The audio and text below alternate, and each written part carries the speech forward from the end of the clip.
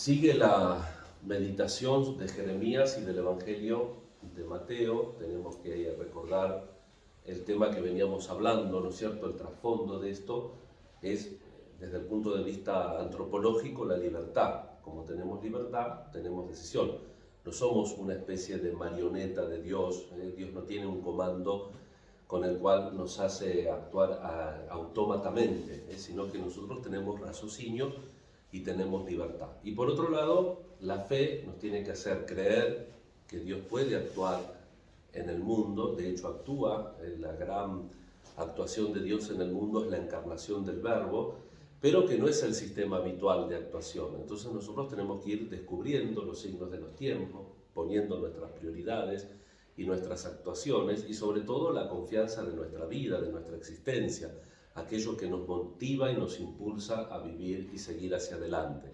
Y eso es lo que a Jeremías le cuesta hacerle entender al pueblo. Hay un rey que comienza, así como comenzaba la lectura, se decía, ¿no? Un rey muy débil, estaba acosado por Nabucodonosor, y entonces él lo quería convencer, el profeta Jeremías, lo quería convencer de que estaba haciendo alianzas con los reyes equivocados, y que finalmente, si él seguía en esa tesitura, Dios le iba a soltar la mano. No es que Dios apretó un botón y le soltó la mano, sino que hubo posibilidad. Claro que ustedes me dirán, es contrafáctico, porque tendríamos que haber visto qué pasaba si los reyes sucesivos que le pasaron a Jeremías hubieran escuchado y hubieran cambiado. Hubiera sido como la predicación de Jonás, que se convirtió desde el rey hasta los animales. Desde el rey hasta los animales se pusieron ceniza en la cabeza. ¿O qué? No sabemos. Pero sí que es la lección de siempre, que el Señor no nos obliga, pero tenemos que estar atentos y tenemos que ver qué hace nuestra libertad. Y hay una lección adicional, el tema de los falsos profetas. Nosotros no tendremos ni la capacidad ni la función de Jeremías, que era uno de los profetas mayores, pero todos tenemos que ser profetas cuando tenemos que actuar en contracorriente. Por supuesto que Ananías tenía la parte más fácil, pues sí, todos les va a ir bien, les va a ir bien. Imagínense en el colegio, ustedes acá en el colegio también, con los chicos, hacer todo lo que los chicos quieran, que coman cuando quieran, que estudien cuando quieran, con los empleados del colegio. Sería un lío, no podemos hacer que todos hagan lo que quieran.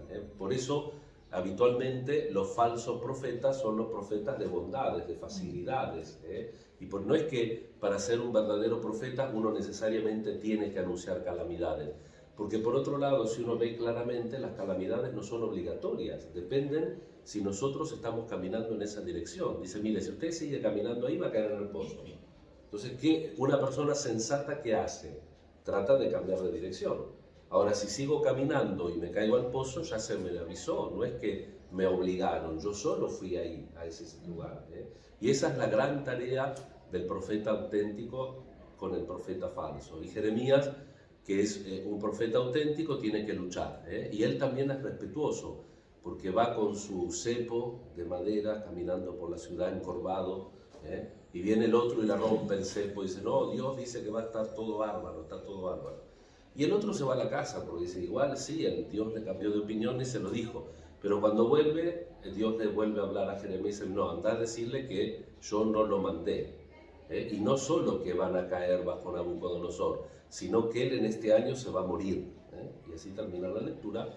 Ananías en el mes séptimo muere por ser falso profeta, por cortarse solo, por no escuchar a Dios y escucharse a sí mismo para agradar al pueblo.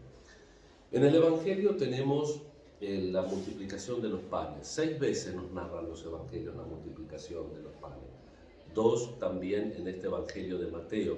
Se ve que fueron acontecimientos que quedaron muy marcados en la conciencia de los apóstoles y de la primitiva comunidad.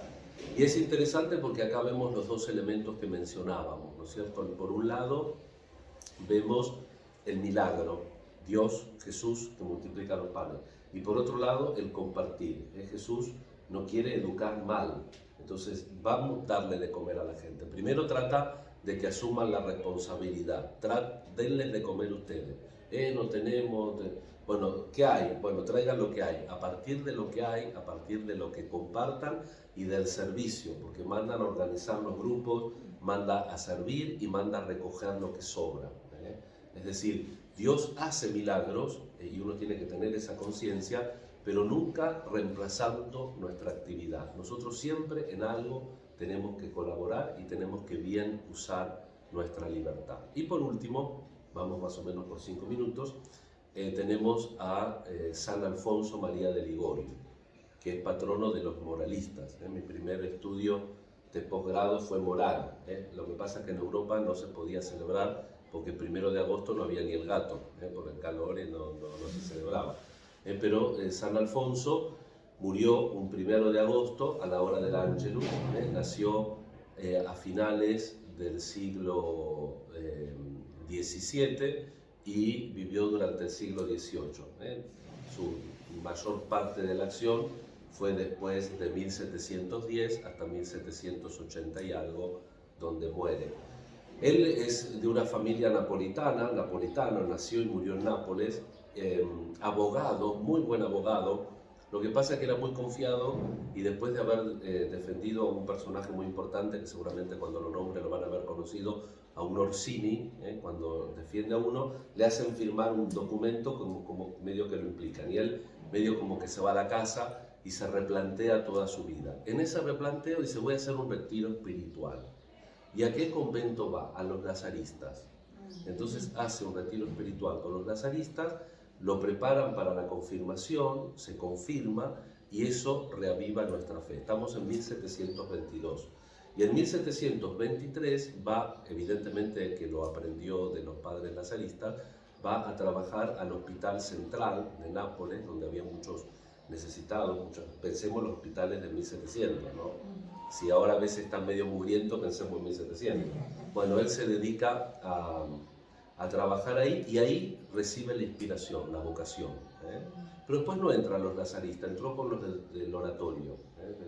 Se ordenó, recibió las órdenes menores, se ordenó sacerdote y se dedicó mucho a la misión hasta que también por una inspiración particular siempre estuvo rodeado después de esa conversión, la segunda conversión que tuvo con los padres lazaristas, por las obras de misericordia, por la atención a los más necesitados. Entonces fundó la Congregación de los Redentoristas también para que se dediquen a la enseñanza, como era en aquel momento. La atención a los pobres estaba ligada con la doctrina cristiana. Ahora medio como que lo separamos a eso, pero precisamente la misión para instruir y para atender a los más necesitados. Es una vida singular la de este hombre, ¿no? Un hombre muy eficaz, por un lado muy modesto, se dedicó también a la enseñanza de la moral, por eso además de ser patrono de los abogados, patrono de los moralistas, y también es patrono de los que tienen artrosis, porque en un momento, contra su voluntad, el Papa le pide que sea obispo, 2 o 3 veces le pidió hasta que lo obligó, y le dio una diócesis pequeñita, pero bueno, ahí la artrosis un poco lo fue deformando, por eso él terminó siendo patrono también de los que padecen la artrosis. Y fíjense cómo la historia, ¿no?, de muchos santos, que fue expulsado de su propia congregación, con algo parecido como le hicieron los abogados de Orsini, porque como estaba ya un poco ciego, además de la artrosis, le hicieron firmar un documento y quedó fuera de la congregación. Y después el Papa no lo apoyó y murió fuera de la congregación. Al año y medio de haber muerto, la congregación se reunió, se dieron cuenta de la macana que habían hecho, pidieron perdón y después a posteriori el Papa los aprobó. Fíjense a veces las vicisitudes que tienen los santos fundadores. Justo ayer no se celebró San Ignacio, ¿no? Pero San Ignacio, hablando de que él había aprendido a estar realmente con Dios, respondió una vez a qué pasaría si su bien más preciado, que era la compañía que había fundado, si la perdía, ¿qué pasaba? Y entonces dijo, haría un cuarto de hora de oración y seguiría adelante. La fuerza, porque la obra no es nuestra, es de Él, es de Dios. Por eso miremos a San Alfonso y pidámosle también la gracia de aprender a vivir para Dios en todas las circunstancias de nuestra vida. Eso es tener una visión y utilizar bien la libertad. Como se dice en el matrimonio, que también tiene que valer para la vida religiosa. Salud, enfermedad, adversidad, prosperidad. Siempre tenemos que agradecer, entregar nuestra vida y buscar de la mejor manera posible sembrar el Evangelio de Jesús. seguimos con la misa y pedimos por todas nuestras intenciones y necesidades. Amén. Amén.